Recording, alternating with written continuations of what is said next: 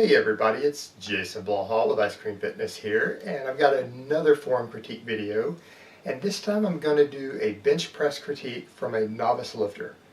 But hold on, let me give you guys a bicep shot first.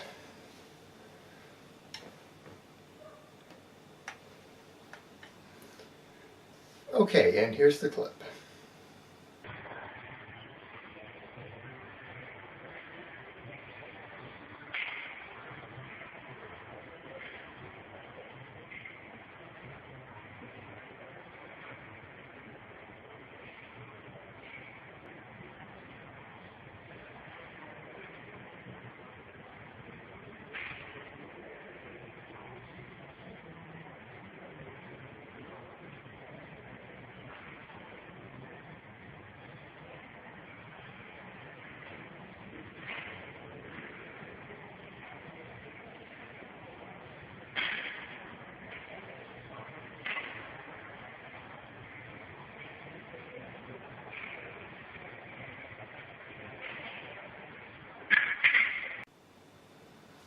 Alright, a couple things up front I want to note.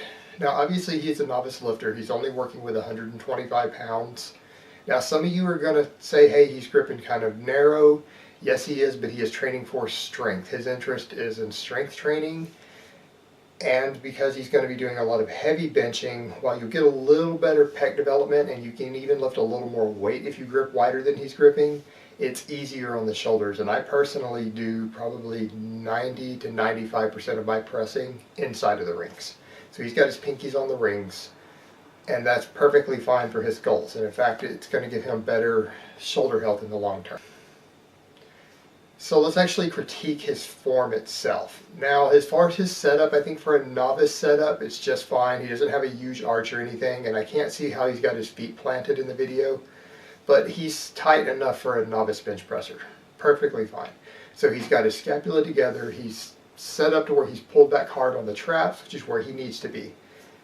Now the overall technique itself is good, perfectly fine. The issues that I see are that he is a very long-armed bencher, and that has some unique needs that other people don't always have. It's a little harder to get your arms into a proper biomechanical position for the best leverages when you have those long arms.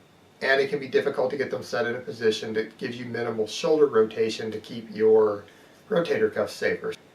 So the narrow grip is a good start there, but what I'd like to see is that when you're coming down, I see a couple of issues. You really have your forearms at an angle that is not optimal for you, and so what I would like to see, first of all, due to your longer arms and the narrower grip. Now if you were to grip it slightly wider, this part will change slightly.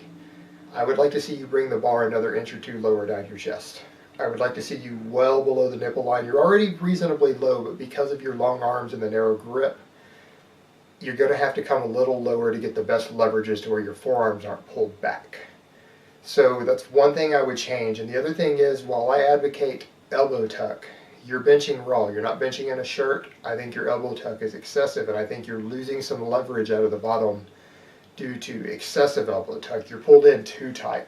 And what I would rather see is you bring it out just a little, not way out here. Don't go up to a 45, but I'd like to see you bring it out to about 30 degrees at the bottom. So right about here, lower on the chest. And I think what you're going to find is that if you make both of those changes, you're going to find that your forearms are going to be at a perfect 90-degree angle from the floor at the bottom. And that's what you want starting out until you become a more advanced bencher to where you can use different leverages than that. And it may not even change then.